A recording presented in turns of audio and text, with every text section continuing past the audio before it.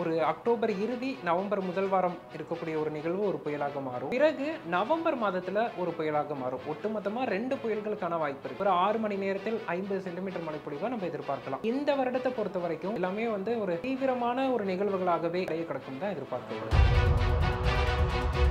சென்னைக்கு எந்த அளவுக்கு பெரிய அபாயம் இருக்கு? ஒட்டுமொத்தமா இயல்புக்கு அதிக மழைக்கு மக்கள் தயாராக வேண்டும். கண்டிப்பா வெள்ளப்பெருக்கு ஏற்படும், பாதிப்பு ஏற்படும். இந்த ஆண்டு பரவலா அதீத கனமழை தெரியுது.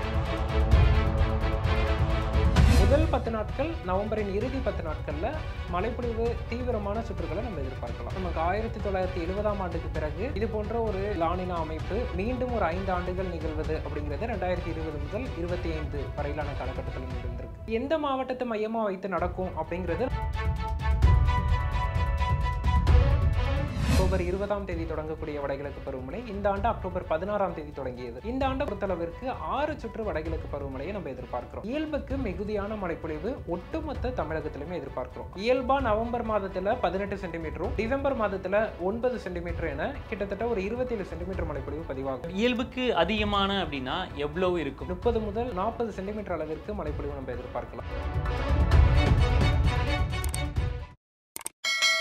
வணக்கம். வணக்கம். இப்போ நவம்பர் டிசம்பர் ஆகிய 2 மாதங்கள்ல புயல் அப்படின்ற ஒரு விஷயத்த எல்லாருமே பெருசா பேசிக்கிட்டு வராங்க. நீங்களும் பல இடங்கள்ல பேசிக்கிட்டு வரீங்க. அப்படி இருக்கும் பொழுது இந்த 2 மாதங்கள்ல புயல் அப்படின்றது எப்படி இருக்க போகுது? வடகிழக்கு பருவமழை அப்படின்றது எப்படி இருக்க போகுது? இல்ல, வடகிழக்கு பருவமழை நமக்கு அக்டோபர் மாதமே தற்போது வரைக்குமே இயல்புக்கு அதிகமான மழைப்பொழிவு தான் கொடுத்திருக்கு. வடகிழக்கு பருவமழையின் துவக்கமும் இயல்புக்கு முன்னதாகவே தொடங்கி இருக்கு. அதாவது இயல்பாக அக்டோபர் 20ஆம் தேதி தொடங்கக்கூடிய வடகிழக்கு பருவமழை இந்த ஆண்டு அக்டோபர் 16ஆம் தேதி தொடங்கியது. அந்த முதல் சுற்று வடகிழக்கு பருவமழை அக்டோபர் 21 வரைக்கும் நீடித்து பரவலாக மாநிலம் முழுவதுமே ஒரு பரவலான மழைப்பொழிவு கொடுத்துச்சு. யாருக்கும் பாதிக்காத மழைப்பொழிவாக முதல் சுற்று முடிவடைந்தது. இந்த சூழல்ல வரக்கூடிய நாட்கள்ல 2ஆம் சுற்று மழைப்பொழிவு தொடங்க இருக்கு. இந்த ஆண்டை பொறுத்தளவிற்கு 6 சுற்று வடகிழக்கு பருவமழையை நம்ம எதிர்பார்க்கிறோம். குறிப்பா இந்த லானினா மற்றும் எதிர்மறை ஐஓடி ஆண்டாக அமைய இருப்பதன் காரணமா இந்த வானிலை காரணிகள் நமக்கு மிக சாதகமான கடல் சார்ந்த அலைவுகளையும் கடல் வெப்பநிலையும் கொண்டு வருவதன் காரணமா இயல்புக்கு மிகுதியான மழைப்பொழிவு ஒட்டுமொத்த தமிழகத்திலுமே எதிர்பார்க்கிறோம். அது வடகடலோர மாவட்டங்கள், வடக்கு உள் மாவட்டங்கள், மத்திய மாவட்டங்கள், காவிரி டெல்டா மாவட்டங்கள், மேற்கு மாவட்டங்கள் மற்றும் தென் மாவட்டங்கள் என ஒட்டுமொத்த தமிழகத்திற்குமே இயல்புக்கு அதிகமான மழைப்பொழிவு எதிர்பார்க்கப்படுது. அதிலும் குறிப்பா வடகடலோர மாவட்டங்கள், காவிரி டெல்டா மாவட்டங்கள்ல காற்றழுத்த தாழ்வு மண்டலம், புயல் சின்னம், புயல்கள் போன்ற அமைப்புகளால மழைப்பொழிவு வருவதற்கும் குறுகிய காலத்துல தீவிர மழைப்பொழிவுக்கும் வாய்ப்புகள் இருக்கு. அதன் காரணமா நமக்கு நவம்பர் டிசம்பர் மாதங்கள் இயல்புக்கு அதிக மழைப்பொழிவை நம்ம எதிர்பார்க்கலாம். இயல்பா நவம்பர் மாதத்துல 18 சென்டிமீட்டரும் டிசம்பர் மாதத்துல 9 சென்டிமீட்டர் என கிட்டத்தட்ட ஒரு 27 சென்டிமீட்டர் மழைப்பொழிவு பதிவாகும். இந்த ஆண்டு நமக்கு நவம்பர் மாதத்திலையும் இயல்புக்கு அதிகமான மழைப்பொழிவு எதிர்பார்க்கப்படுது. டிசம்பர்லையும் இயல்புக்கு அதிகமான மழைப்பொழிவு எதிர்பார்க்கப்படுது. இயல்புக்கு அதிகமான அப்படின்னா எவ்வளவு இருக்கும்? ஏன்னா 27 கடந்த ஆண்டுல வச்சு நீங்க சொல்லியிருக்கிறீங்க. இப்போ இந்த ஆண்டு எவ்வளவு சென்டிமீட்டர்ஸ் பதிவாகிறதுக்கு வாய்ப்புகள் இருக்கு? அதாவது நமக்கு நவம்பர் டிசம்பர் மாதங்கள மட்டுமே நமக்கு கிட்டத்தட்ட ஒரு 30 முதல் 40 சென்டிமீட்டர் அளவிற்கு மழைப்பொழிவு நம்ம எதிர்பார்க்கலாம். ஏன்னா ஒட்டுமொத்தமா இந்த ஆண்டு வடகிழக்கு பருவமழை காலத்துல 60 சென்டிமீட்டருக்கு மேல மழைப்பொழிவு எதிர்பார்த்தோம். அதுல அக்டோபர் மாதம் ஒரு 20 சென்டிமீட்டருக்கு மேல ஒரு 22 சென்டிமீட்டர் கிட்ட மழைப்பொழிவும், மீதம் இருக்கக்கூடிய 40 சென்டிமீட்டருக்கு மேல மழைப்பொழிவு நமக்கு நவம்பர் டிசம்பர் மாதங்கள்ல தான் எதிர்பார்க்கப்படுது. குறிப்பா நவம்பர் முதல் வாரம் மற்றும் பிறகு நவம்பர் 15ஆம் தேதிக்கு பிறகு இந்த மழைப்பொழிவின் தாக்கம் அதிகரிக்கக்கூடும்.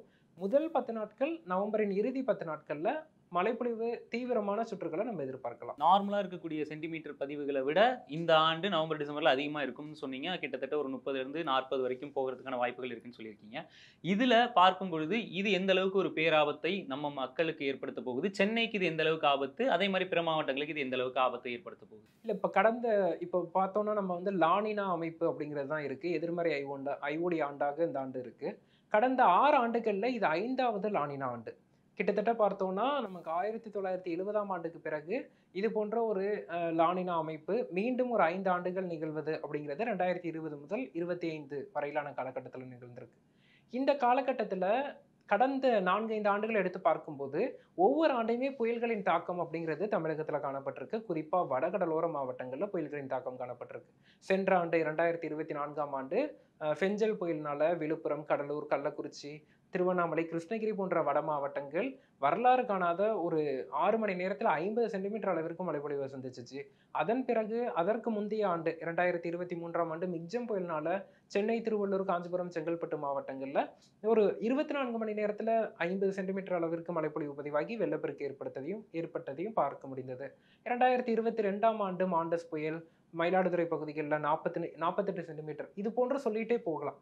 அது போன்ற ஒரு நிகழ்வு இந்த ஆண்டு நடைபெற இருக்கு. அதுவும் குறிப்பா வடகடலோர மாவட்டங்கள் மற்றும் டெல்டா மாவட்டங்கள சார்ந்த மாவட்டங்கள்ல ஏற்படும். இது எந்த மாவட்டத்த மையமா வைத்து நடக்கும் அப்படிங்கிறது நமக்கு அந்த நிகழ்வு உருவாகும்போது தான் தெரியும்.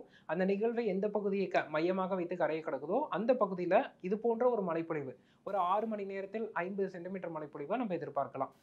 ஆனா ஒட்டுமொத்தமா அது நிகழ்வு நம்ம உறுதிப்படுத்துறது ஒரு 2 நாளைக்கு முன்னாடி தான் உறுதிப்படுத்த முடியும். இந்த மாவட்டத்தை மையமாக வைத்து கரையை கடக்கும். இந்தந்த மாவட்டங்கள்ல இவ்வளவு மழைப்பொழிவு பதிவாகுங்கிறத. ஆனா, அந்த 2 நாள்ல முன்னெச்சரிக்கை எடுக்க முடியுமானா முடியாது. அதனால தான் நம்ம இப்பவே சொல்றோம்.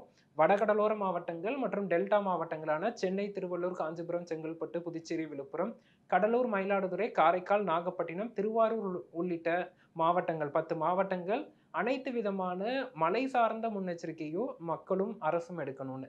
ஏன்னா, நமக்கு இது எந்த இடத்த மையமா வைத்து கரைய கடக்குதுன்னு தெரியும்போது, தற்போதே முன்னெச்சரிக்கை நடவடிக்கைகளை எடுத்துவிட்டால், அப்போது மிக சாதகமாவும், அந்த ஒரு பெரும் பாதிப்பை தவிர்ப்பதற்கும் உதவும். Okay brother. இப்போ வந்துட்டு நீங்க மழைய பத்தி சொல்லியிருக்கிறீங்க. பெருமாறியா மக்கள் வந்துட்டு எந்த அளவுக்கு முன்னெச்சரிக்கை நடவடிக்கை எடுக்கணும்னு சொல்லியிருக்கிறீங்க.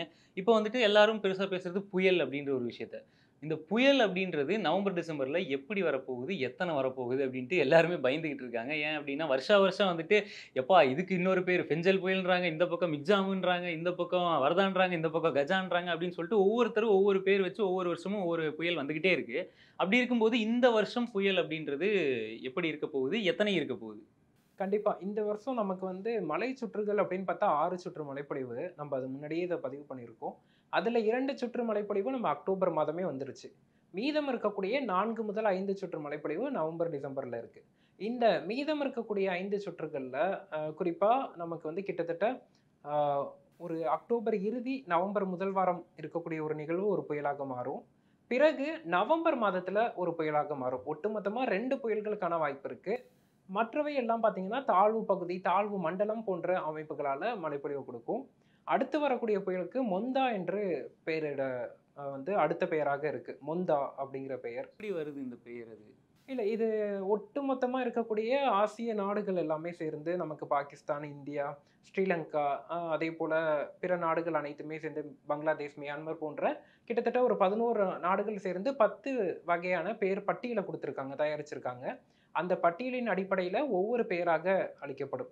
கடந்த மாதம் பார்த்தோம்னா, நமக்கு சக்தி புயல் அரபிக்கடல்ல உருவானது.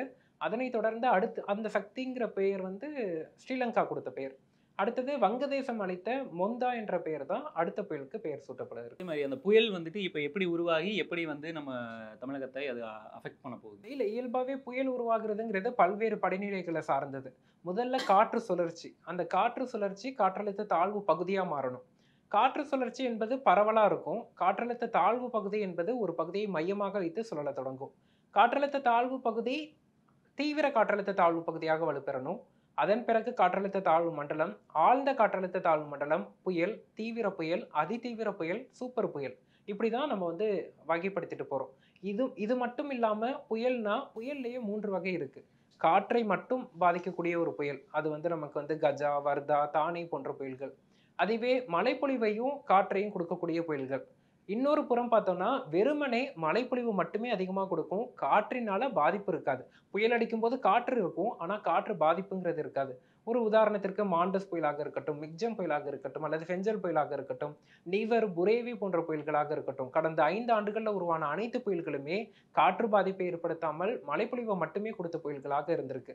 இந்த ஆண்டு உருவாகக்கூடிய புயல்களும் அதுபோன்ற காற்று பாதிப்பை ஏற்படுத்தாமல் ஒரு மழைப்பொழிவு கொடுக்கக்கூடிய, மழை பாதிப்பை கொடுக்கக்கூடிய புயல்களாக இருக்கும் தான் எதிர்பார்க்கப்படுது. ஓகே. இப்ப வந்துட்டு இந்த புயல் அப்படின்றது வந்து கடந்து போகிறது வந்துட்டு சிலர் வந்து கரைய கடந்து போயிடுச்சு அப்படின்ற ஒரு விஷயம் சொல்றாங்க இல்லையா பிரதர்? இப்போ அதுல வந்துட்டு சில இது வந்துட்டு வடகிழக்குல இருந்து ஆரம்பிச்ச புயல் வந்து அ அ மத்திய தமிழ்நாட்டு வழியா அந்த பக்கம் போறதுன்னு சொல்றாங்க. சிலர் வந்துட்டு கரைய அப்படியே கடந்து மறுபடியும் கடலுக்குள்ளாரயே போய் உள்வாங்கிருது அப்படின்ற மாரியும் சொல்றாங்க.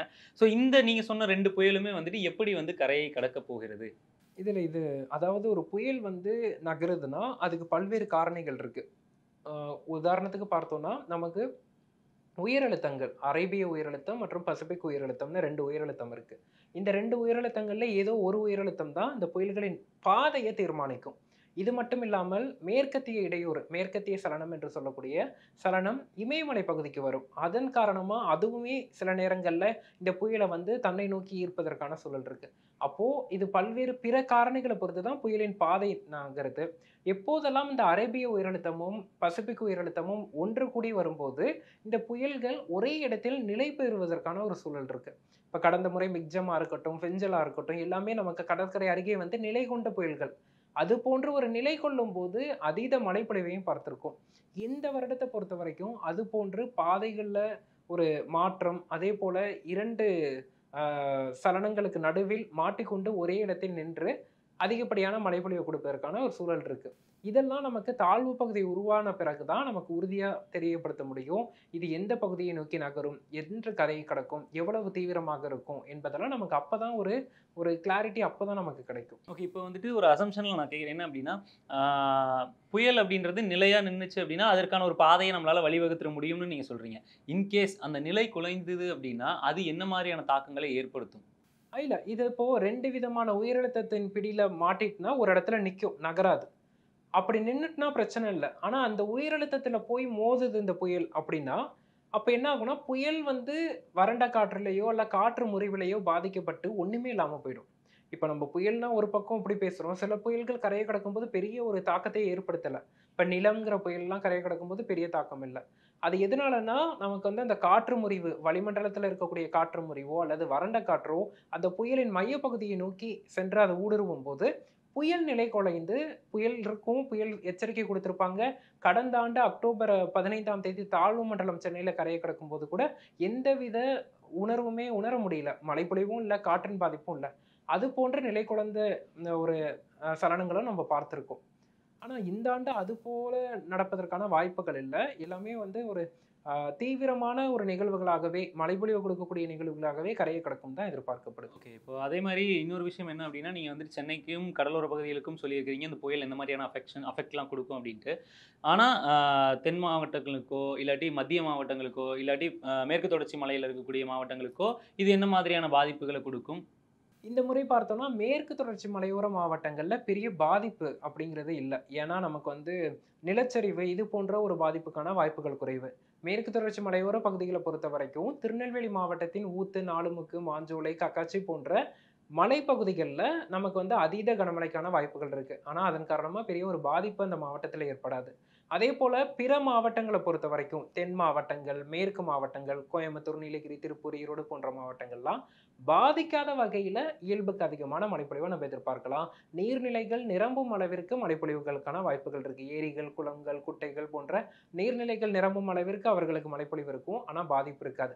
அதே சமயத்தில் மத்திய உள் மாவட்டங்கள் மற்றும் வடக்கு உள் மாவட்டங்கள், உதாரணத்திற்கு வேலூர், ராணிப்பேட்டை, திருப்பத்தூர், கிருஷ்ணகிரி, தருமபுரி போன்ற மாவட்டங்கள், கள்ளக்குறிச்சி, திருவண்ணாமலை மற்றும் அதற்கு கீழே பார்த்தோம்னா பெரம்பலூர், அரியலூர், திருச்சி போன்ற மாவட்டங்கள் எல்லாம் சற்று பாதிக்கும் மழைக்கு வாய்ப்பு இருக்கு. எப்போதெல்லாம் இந்த புயலோ அல்லது தாழ்வு மண்டலமோ வடகடலோரம், காவிரி டெல்டா பகுதிகளை கரையை கடந்து உள்ளே நுழையும்போது அந்த மாவட்டங்கள்லயும் ஒரே நாள்ல ஒரு தீவிரமான மழைப்பொழிவை கொட்டி தீர்ப்பதற்கான வாய்ப்புகள் இருக்கு. அப்படி இருக்கும்போது அந்த பகுதிகள்லயும் மழை பாதிப்பு மற்றும் விவசாயிகள் பாதிப்பு ஏற்படுவதற்கான சாத்தியக்கூறுகள் இருக்கு. ஆனா, அது புயல் வந்துட்டு பெரிதளவுல அஃபெக்ட் பண்றதுக்கான வாய்ப்புகள் காற்று பாதிப்பு இருக்காது. மழை பாதிப்புங்கிறது வடக்கு உள் மாவட்டங்கள், மத்திய உள் மாவட்டங்கள்ல சற்று எச்சரிக்கையாக இருக்க வேண்டும். ஆனா, கடந்த ஆண்டு பார்த்தோம் அப்டின்னா, தென் மாவட்டங்கள்ல வந்துட்டு கிட்டத்தட்ட 80 சென்டிமீட்டர் அளவுக்கு மழை வந்துட்டு பதிவாயிருந்தது. அந்த மாதிரி இந்த புயல் வந்துட்டு தென் மாவட்டங்கள அஃபெக்ட் பண்ணுமா? இல்ல 2023ஆம் ஆண்டு நமக்கு தென் மாவட்டத்துல, குறிப்பா காயல்பட்டணத்துல 24 மணி நேரத்தில் 95 சென்டிமீட்டர் அளவிற்கு மழைப்பொழிவு பதிவானது. அது அந்த 2023ஆம் ஆண்டு எல்னினோ ஆண்டு. தற்போது இருக்கக்கூடியது லானினா ஆண்டு. இந்த லானினா ஆண்டுகள்ல தென் தென் மாவட்டங்கள்ல பாதிக்கும் பெருமழைக்கு வாய்ப்பு இல்ல. பரவலா இயல்புக்கு அதிக மழையும், நீர்நிலைகள் நிரம்பும் அளவிற்கு மழைப்பொழிவுக்கும் வாய்ப்புகள் இருக்கு. குறிப்பா ராமநாதபுரம் மாவட்டத்தின் ராமேஸ்வரம், பாம்பன் போன்ற கடலோர பகுதிகள், திருநெல்வேலி மாவட்டத்தின் ஊத்து, நாலுமுக்கு, மாஞ்சோலை, கக்காச்சி போன்ற பகுதிகளில் தீவிர மழைக்கு வாய்ப்புகள் இருக்கு. அதீத கனமழைக்கு வாய்ப்புகள் இருக்கு. பெரும் வெள்ளப்பெருக்குக்கோ பாதிக்கும் மழைக்கோ தென் மாவட்டத்துக்கு வாய்ப்புகள் இல்லை. இப்போ வெள்ளப்பெருக்கு அப்படின்னு சொல்லும் பொழுது சென்னைக்கு எந்த அளவுக்கு பெரிய அபாயம் இருக்கு வெள்ளப்பெருக்கு அப்படின்ற பொழுது? கண்டிப்பா நமக்கு இயல்புக்கு அதிகமான மழைப்பொழிவு சொல்லிட்டோம். மழைக்கு தேவையான முன்னேற்பாடுகள் எடுக்கணுங்கிறத சொல்லிட்டோம். குறிப்பா சென்னைகள்ல தற்போதைய நீர்நிலைகள்ல கிட்டத்தட்ட 80% நீர் இருப்பும் இருக்கு. இது வெள்ளப்பெருக்கு என்பது மக்களுக்கு சற்று ஒரு அசாதாரணமா தான் இத ஹேண்டில் பண்ணுவாங்க. நிகழ்வுகள் ஏற்படும்போது, அடுத்தடுத்த நிகழ்வுகள்ல அத நம்ம உறுதிப்படுத்தலாம். என்ன மாரியான முன்னேற்பாடுகள் எடுக்கணும், எந்தெந்த பகுதி எச்சரிக்கையா இருக்கணும் அப்படிங்கிறத, ஒட்டுமொத்தமா இயல்புக்கு அதிக மழைக்கு மக்கள் தயாராக வேண்டும். அரசும் தயாராக வேண்டும். இல்லை என்றால் என்ன ஆகும்? கண்டிப்பா வெள்ளப்பெருக்கு ஏற்படும், பாதிப்பு ஏற்படும், மக்களுக்கு பாதிப்பு ஏற்படும். சாதாரணமா வந்துட்டு போன ஆண்டு, அதற்கு முந்தின ஆண்டு ஏற்பட்ட வெள்ளப்பெருக்குகள் பார்க்கும் பொழுது, ஆ இந்த ஆண்டு வந்துட்டு எப்படி இருக்க இல்ல, கடந்த சில ஆண்டுகள்னு பார்த்தா, அது வந்து சென்னை, இப்ப 2023ன்னா அது சென்னை, திருவள்ளூர், காஞ்சிபுரம், செங்கல்பட்டு மாவட்டம் மட்டும் தான் பாதிச்சுச்சு. 2023ல. தெற்கே பார்த்தோம்னா, திருநெல்வேலி, கன்னியாகுமரி, தூத்துக்குடி 3 மாவட்டங்கள் மட்டும் தான் பாதிச்சுச்சு. கடந்த ஆண்டை எடுத்துட்டோம்னா 2024 விழுப்புரம், புதுச்சேரி, கடலூர் மற்றும் அதனை ஒட்டி இருக்கக்கூடிய கள்ளக்குறிச்சி, திருவண்ணாமலை, கிருஷ்ணகிரி மாவட்டங்கள் மட்டும் தான் பாதிச்சுச்சு. இந்த ஆண்டு அது போன்ற ஒரு அமைப்பு இல்ல. இந்த ஆண்டு பரவலா பாதிப்பு தெரியுது. பரவலா அதீத கனமழை தெரியுது. பரவலா மழைப்பொழிவின் தாக்கம் அதிகமா இருக்கும் அப்படின்னு தெரியுது. அதன் காரணமா ஒட்டுமொத்தமா நம்ம வந்து முன்னேற்பாடுகளை எடுக்கணும், முன்னெச்சரிக்கை நடவடிக்கைகள் எடுக்கணும். குறிப்பா ஒட்டுமொத்த வட மாவட்டங்கள் மற்றும் மத்திய மாவட்டங்கள். நமக்கு வந்து சென்னை, திருவள்ளூர், காஞ்சிபுரம், செங்கல்பட்டு, புதுச்சேரி, விழுப்புரம், கடலூர் உள்ளிட்ட வடகடலோர மாவட்டங்கள், ராணிப்பேட்டை, வேலூர், திருவண்ணாமலை, கள்ளக்குறிச்சி, திருப்பத்தூர், சேலம், தருமபுரி உள்ளிட்ட கிருஷ்ணகிரி உள்ளிட்ட வடக்கு உள் மாவட்டங்கள் மற்றும் மத்திய மற்றும் காவிரி டெல்டா மாவட்டங்களான மயிலாடுதுறை, காரைக்கால், நாகப்பட்டினம், திருவாரூர், தஞ்சாவூர், திருச்சி, அரியலூர், பெரம்பலூர் உள்ளிட்ட மாவட்டங்கள். இந்த மாவட்டங்கள் மிகுந்த எச்சரிக்கையுடன் இருக்கணும். இந்த மாவட்டங்கள்ல இயல்புக்கு மிகுதியான மழைப்பொழிவோ, நிகழ்வுகள் சார்ந்து தாழ்வு மண்டலம், புயல் போன்ற அமைப்புகளால மழைப்பொழிவோ எதிர்பார்க்கப்படுது. நன்றி பிரதர். நன்றி.